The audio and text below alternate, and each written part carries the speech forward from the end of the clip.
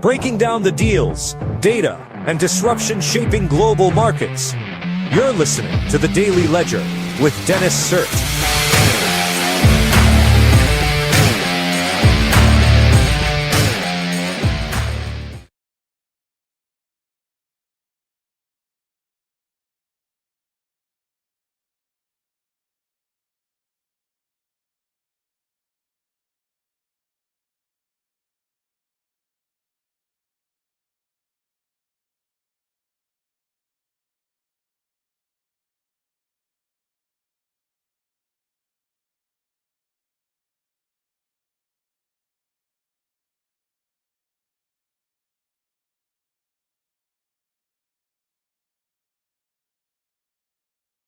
Hello, hello, hello. Hello, hello. Mic check. 1, 2, 3. Hello. All right, there we go. Um, Seems like there were some issues with the mic. Today's Tuesday. Today's Monday, December 29th, 2025. You're listening to The Daily Ledger Show, and I'm your host, Dennis Sert. Great to be here with you today. Sorry about all the issues with the mic. I think we're back, and we're ready to get into some good stuff today. We're going to talk about the buzz over the weekend, which was one Bernie Sanders saying that apparently we need to slow down data center production. We're going to talk about the wealth tax being floated in California that has kind of caused a frenzy in X over the past weekend here. We're going to talk about Gmail letting users change their email addresses. We're going to talk about the Australia social media ban. An article in the Financial Times called The Relentless Rise of YouTube. Why your AI companion is not your friend. And the Google Pixel Watch 4 made me like smartwatches again. So let's go into some of the macro trends, and then we'll kind of dive in. There we go. The Dow Jones is down 0.43%. The Nasdaq is down 0.68%. The S&P 500 is down 0.46%, and Bitcoin is down 0.41%, down to 87,364.90 cents. Looks like it hit 90 earlier this morning, kind of early in the morning, like 3 a.m., but it came back down to below 90K. Before we get into everything I talked about, make sure to download Byte AI Market Analysis, which is a financial co-pilot available on the App Store, which basically tells you when to enter and exit the market. It does that based off of technical indicators like the Bollinger Bands RSI curve and the MACD curve, as well as news sentiment for that stock. Of course, it's not a financial advisor, neither am I. And past success does not indicate future results, but it's a great tool. I use it every morning when trading with Robinhood. So make sure to download it by AI Market Analysis on the App Store. Okay, without further ado, let's get into this clip of Bernie Sanders. And I'm going to go ahead and share my tab audio. So give me a second while I do that.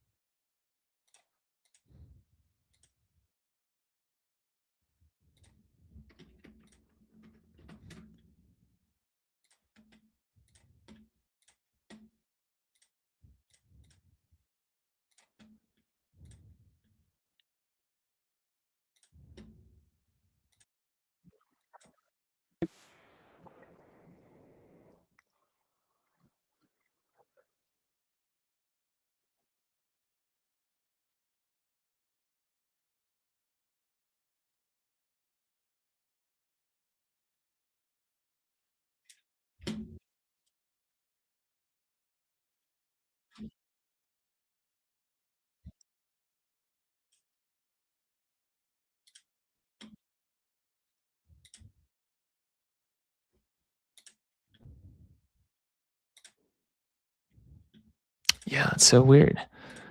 Having some weird technical difficulties today. Sorry about that. Usually it just goes right off the go. What I'm going to do is I'm going to try one more time to do this. Otherwise, I'll just tell you about it. Okay. I think I see what happened there. Okay.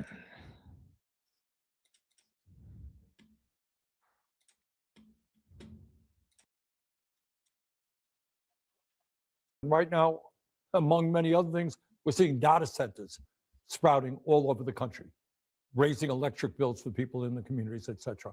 I think we need to be thinking seriously about a moratorium on these data centers.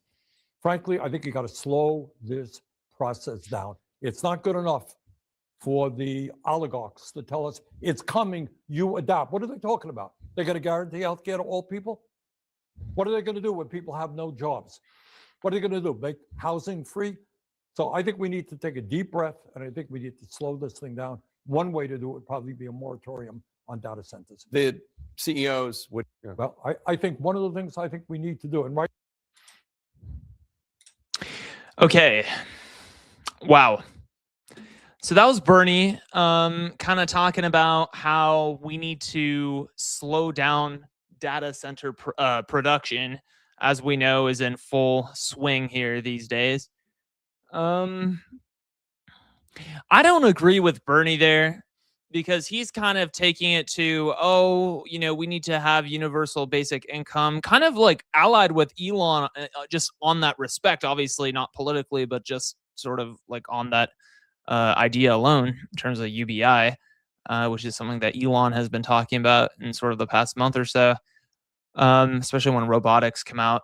So, but more heavily, in that clip, he's basically talking about how we need to slow down production. As I said, I don't think we should, because I talked about this a few months ago on an earlier show. I said the genie is all like, we're already seeing a lot of like bad ramifications, like a bad labor market, et cetera, whatever, but we're getting tons of productivity anyway. And it's like that product, like the chase of productivity gains for very little effort is never going to go away. It's just going to become like an insatiable like craving for these companies, for everyone really.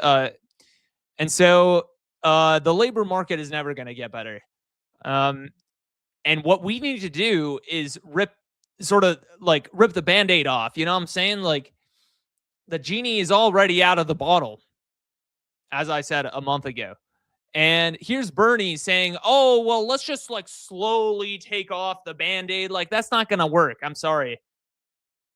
Okay. Like, we got to be tough. You know what I'm saying? Like, you, me, everybody, we got to be tough. That's how we survive this. You know what I'm saying?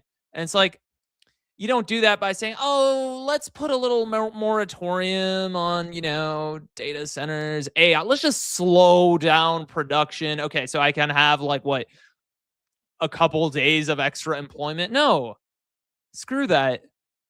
Why don't you just like accept the reality and then just kind of, pivot yourself to face what's coming, right? Which is even more layoffs and like even more labor market weakness, right? So we'll have to see. But yeah, I'm kind of an accelerationist in that respect. It's like, whatever's coming, let's just get there right now. You know what I'm saying? It's like, let's not wait. What's the point in waiting? There's no point. But yeah, all right. So let's move away from that and let's move into I'm still sharing my tab.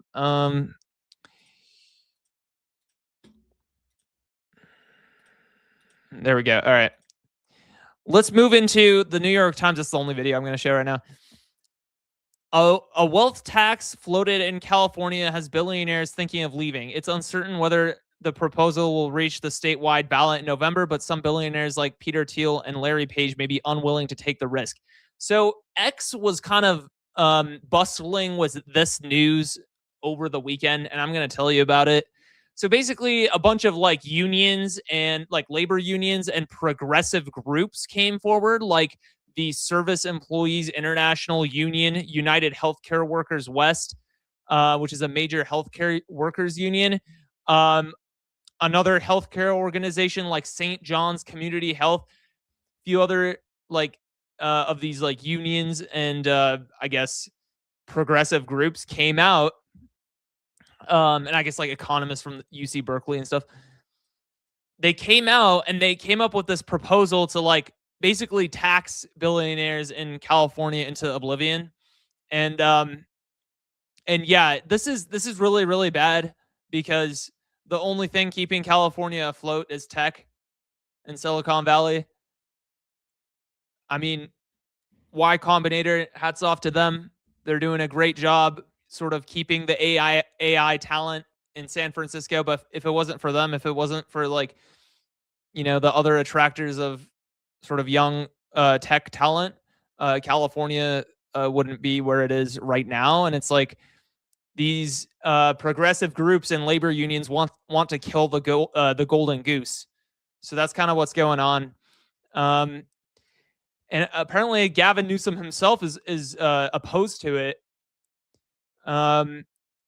And his opposition is seen by other progressives as, quote, protecting billionaires. But he argues, so Newsom argues that it risks exacerbating California's business exodus and budget issues. Yeah, so, and it's really bad because it's honestly, it's just California's attitude, like the government's attitude. It's so bad. Like, you remember from 2020, this lady, Lorena Gonzalez, okay. Who is she? She is the president of the California Labor Union, former California Assemblywoman. And then, yeah, so I guess at the time in 2020, she was the current Assemblywoman. And by the way, she was also receiving $9,400 in contributions from none other than Chevron. So I only set that up because you remember she said in 2020, fuck Elon Musk. That's what she said in quotes. And then Elon responded, message received. Like, the entitlement of these Californian like politicians. It's like, give me a break. Tesla moving to Texas because California lawmaker tweeted F Elon Musk. Tesla CEO Elon Musk has suggested an insult from California lawmaker was a key factor in his decision to shift his company's headquarters out of the Golden State to Texas. This is a different story. Elon Musk says he will take legal action after California officials cited his politics when rejecting SpaceX launches. Like, what are we even doing? Like, what is going on? Like, don't you realize that, you know, you rely on these people to stay in the state? Like, what are you even doing? Washington Post. Musk claims that he will abandon California, move X and SpaceX to Texas. This is from July 2024. Okay, so, I mean, this doesn't affect me, obviously, but like, and I won't, name names because that's not what this is about, but it's like on X, a lot of people were very, very disgruntled about this. Very. Okay. So, like, how much, like, this is like, how much dumber can you get? Like, why is everyone just stupid? Like, I don't understand. Like, why are all of these people just so stupid? Like these Californian politicians, like what are you even doing? Gmail to let users change their addresses while keeping data. I'm just going to do a sound check real quick. Okay, we're good. Under the shift, which Google said would eventually be rolled out to all users, old addresses would remain active. Messages and services would not be lost. Yeah, okay. So, I mean, you get everything you need from the title and the subtitle, which is that Gmail is allowing them to change their addresses, their email addresses. But it's like, it's funny because X is definitely like a trailblazer, right? Because with community notes, before, like, sort of pre-2025, right? It used, and pre-2024 kind of, it was more like the top downs tell you what needs to be censored and what needs to be taken off the platform and stuff. And now at like post 2024, it's like, well, X was the first one to do it though. It's like, why don't we have a community notes type feature, and then suddenly that takes off, and then Meta wants to copy it. And then X later on, kind of earlier this year, said a few months ago, actually, not it's kind of recent. X was like, "Oh, well, we're gonna start having a X marketplace handle or a handle marketplace." And then like I changed my username from real Dennis Cert to Dennis Cert. So yeah, so that's cool. But now I guess Gmail is like, oh, that's cool. Why don't we do that too after 20 years? It's like, okay, well, can you guys come up with an original idea, please? Or at least just accept the kingmaker, right? The king, Elon. You know what I'm saying? Like just say like, hey man, like that was such a good feature. Like we wanted to do it too. You know what I'm saying? It's like why steal credit? That's a bad look. Bad look. Worn down by worry, parents look longingly at Australia's social media ban. After the country barred children under 16 from using social media, many parents have been asking whether similarly tough action is needed in their own countries. I think that government shouldn't get involved in what you do. I happen to agree with them on this point. Like, I don't think, like, personally, I don't think I'll be allowing my future kids to even have like a smartphone until it really matters, which is when they start driving, but that's like at 15, 16 anyway. And it's like, that's a personal choice though. Like, why is the government involved? The government shouldn't be involved in that. And then because you have to protect yourself in other cases where you don't agree with the government. Like, it's so stupid. Like, it's like, yeah, I agree with the government, but it's like, yeah, that doesn't mean anything. You know what I'm saying? Like, most of the time they're against me, kind of me general, right? Most of the time they're against you. You just don't know it. And it's like, yeah, I mean, it's just so bad. Like the decision should not be theirs. The decision is ours. Okay? Because you got to let the people do what they want to do. If people want to eat junk food all day, if people want to have ultra processed foods, you have to let them. There's no saving anybody. Like I used to think, like, I don't know, when I was like 15 or something, like, oh, like, hold on a second, other people should know about this, right? Other people, like, in terms of, I guess, like bad habits or whatever, like, let's, for an example, eating ultra processed food all day. But it's like at some point I quickly grew out of that. When I was sort of a teenager, I was like, hold on a second. You have to let everyone do what they do. It has absolutely nothing to do with you. Just keep your head down and just kind of don't be a loser. You know what I'm saying?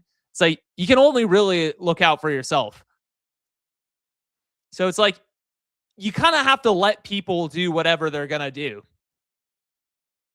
Otherwise, suddenly they ban you from going to lecture over like dumb things. And then they ban you a step ahead of that, which is what happened in 2021 and 2022. They ban you from going to Panera Bread. They ban you from going to Flour Bakery. Unless you're an upstanding citizen. Well, what does upstanding citizen mean? Oh, well, you have to wear a mask and then you have to do this and that. Well, I don't want to do this and that. Screw you. You know what I'm saying?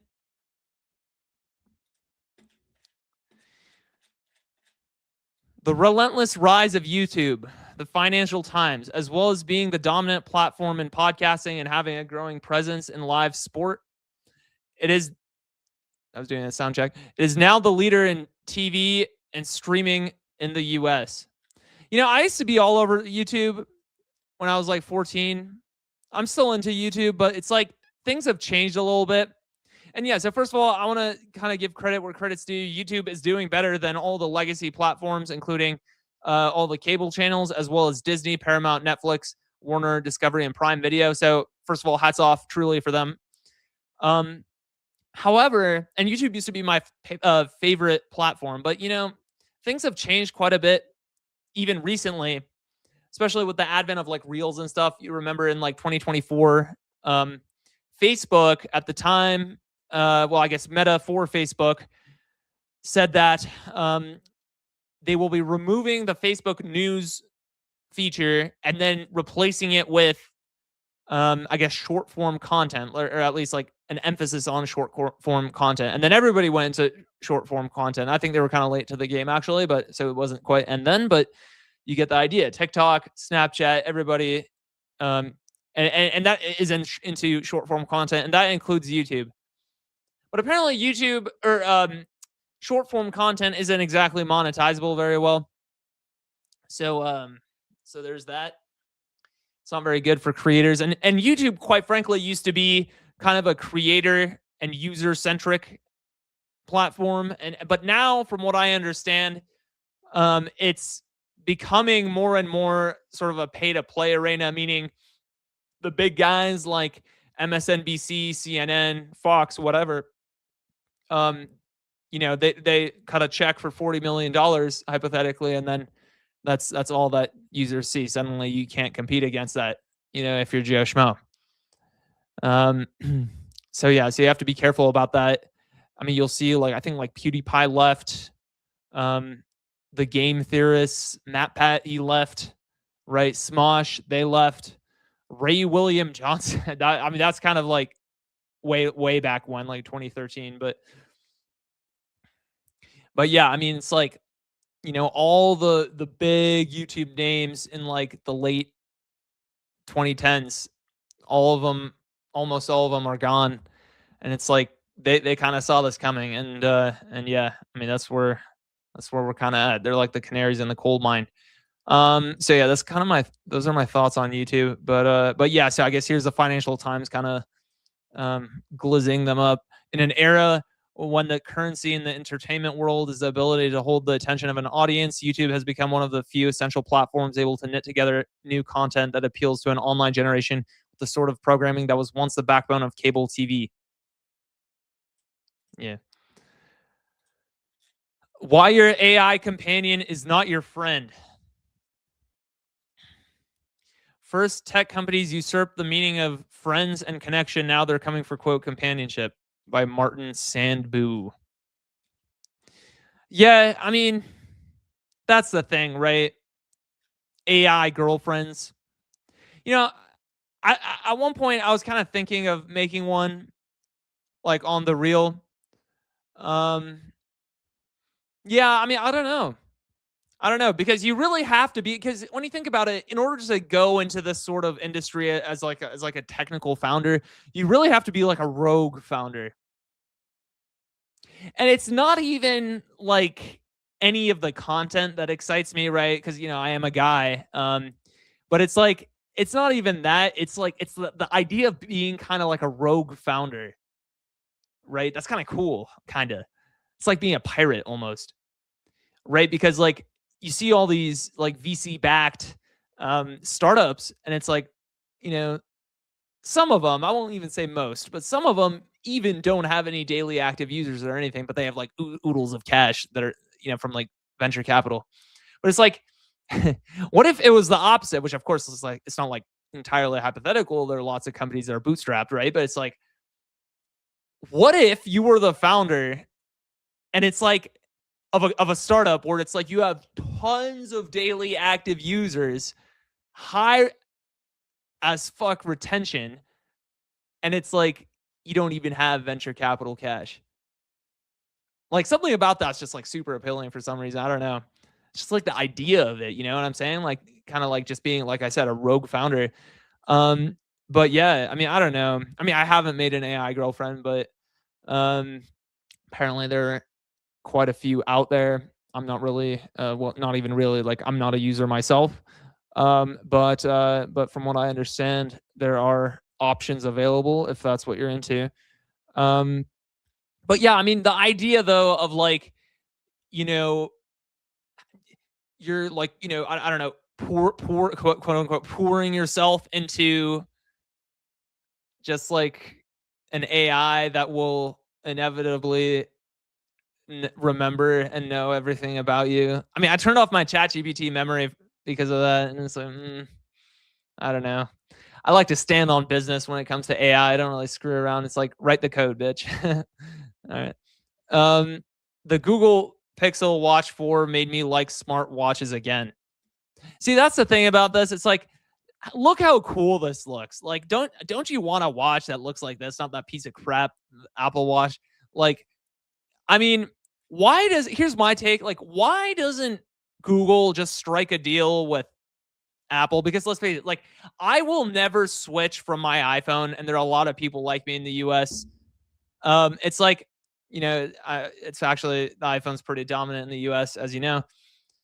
But it's like, I will never switch from the iPhone and the Apple ecosystem. But this watch, I will make an exception for, but I'm not going to switch my phone, though. So it's like, why doesn't Google make a really good deal with Apple, just like tens of billions of dollars a year, and then just allow iMessages to roll in? Like, it doesn't even have to be blue for everybody else. Just keep it green like it is or whatever, right? Then you can keep your little moat as Apple. But it's like, at least like allow, give out partial access to the developer interface or the API to Google. And that way, I mean, it's like a little rev share thing. Apple people can buy the Google Pixel Watch 4 too, and it's like, it'll be fine. And like, it'll be okay. Just do a little bit of rev sharing. You know what I'm saying? Because they already do that. Because like Google pays Apple, like, what is it? I think it's $1 billion a year. It could be more, but I think it was $1 billion a year. It's actually like a lot more than that for let me pull it up here. Keeping the default setting, search engine rather, as Google on the iPhone. How much does Google pay Apple for keeping Google search as the default on iPhones? Answer as one figure.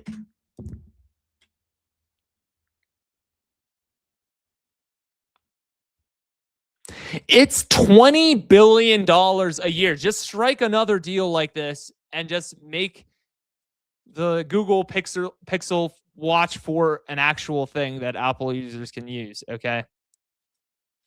Because I want a cool watch. Like, I don't wear a watch, but it's like, I want a cool watch. You know what I'm saying? All right.